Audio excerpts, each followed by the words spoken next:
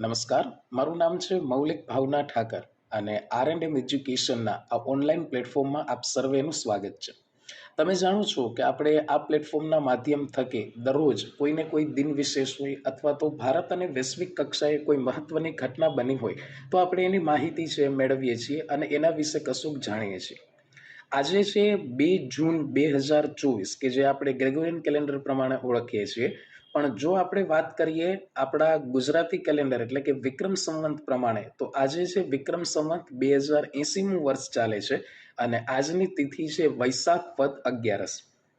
તમે અત્યારે જાણો જ છો કે 2 જૂન એ અત્યારે ચાલી રહી છે અને આજે જે વસ્તુ આપણા માટે જાણવી જરૂરી છે એ છે ભારતના સૌથી નવીનતમ રાજ્ય.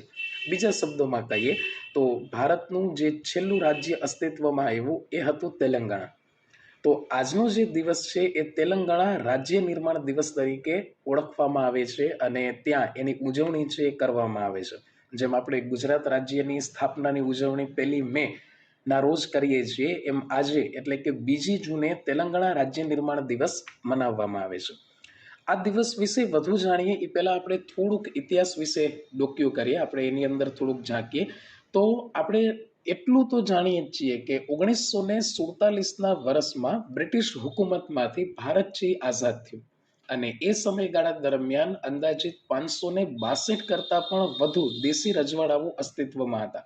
એટલે કે ભારત જે છે એ નાના નાના અનેક ટુકડાઓની અંદર વિભાજિત હતું કે જેને એક કરવાનું કામ અને અખંડ ભારતનું નિર્માણ કરવાનું કામ એ ભારતના બિસ્માર્ક તરીકે ઓળખાતા એવા શ્રી સરદાર વલ્લભભાઈ પટેલે બહુ સારી રીતે કર્યું અને આખા ભારતની અંદર જે આ ટુકડાઓ ડિવાઈડ થયેલા હતા એને એક કરી અને અખંડ ભારતનું નિર્માણ કર્યું. એટલે આપણે એમને અખંડ ભારતના શિલ્પી એવું કહીએ છીએ. વર્ષ વીતતા ગયા 1947માંથી હવે વર્ષ આવે છે 1952-53 અને આ વર્ષ આપણા માટે જાણવું ખૂબ જ જરૂરી છે. એક સમય એવો હતો કે મદ્રાસની અંદર રહેતા જે લોકો છે ત્યાં ખાસ કરીને તેલુગુ લોકો અને તેલુગુ ભાષા બોલતા લોકો છે વધારે, ત્યાંની પોપ્યુલેશન છે એમાં એ લોકોનો ગ્રોથ વધારે જોવા મળે છે.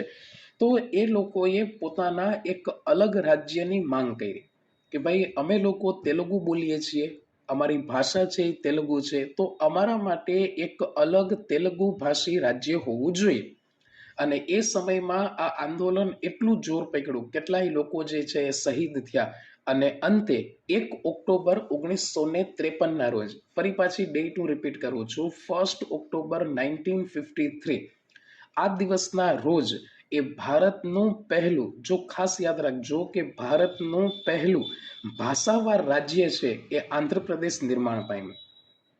સમય વીતતો ગયો એમ અલગ અલગ જગ્યાએથી અલગ અલગ ભાષાવાર લોકોની માંગ વધતી ગઈ કે ભાઈ અમારે આ રાજ્યનો દરજ્જો જોઈએ, અમે આ ભાષા બોલીએ છીએ તો આ રાજ્યનો દરજ્જો જોઈએ.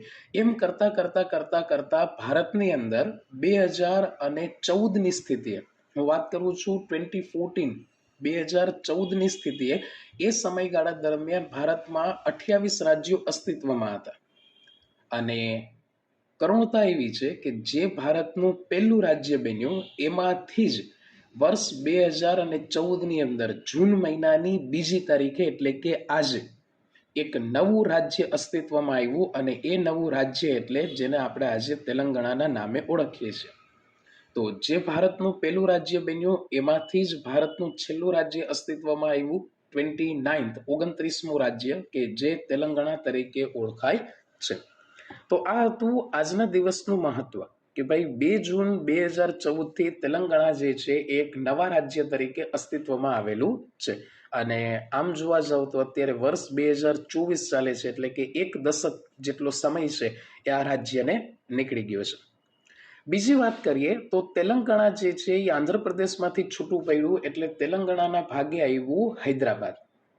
પહેલા આંધ્રપ્રદેશની રાજધાની હૈદરાબાદ હતી, પરંતુ હવે હૈદરાબાદ જે છે એ તેલંગાણાની રાજધાની તરીકે છે અને આંધ્રપ્રદેશની અંદર નવી રાજધાની બની જેનું નામ છે અમરાવતી.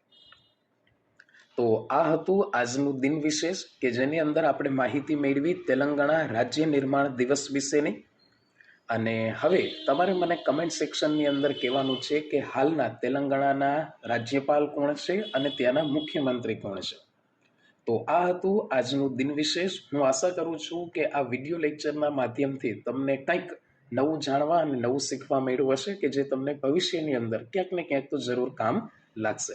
તો આપ સર્વેને વિનંતી છે કે જો તમને આ સિરીઝ પસંદ આવતી હોય તો તમારા મિત્રો સુધી જરૂર શેર કરો, ચેનલને લાઈક કરો, સબસ્ક્રાઇબ કરો અને તમારા વોટ્સએપ સ્ટેટસની અંદર, તમારા ઇન્સ્ટાગ્રામ સ્ટોરીની અંદર અને તમારા ફેસબુક પ્લેટફોર્મની અંદર આ માધ્યમમાં એમને શેર કરો.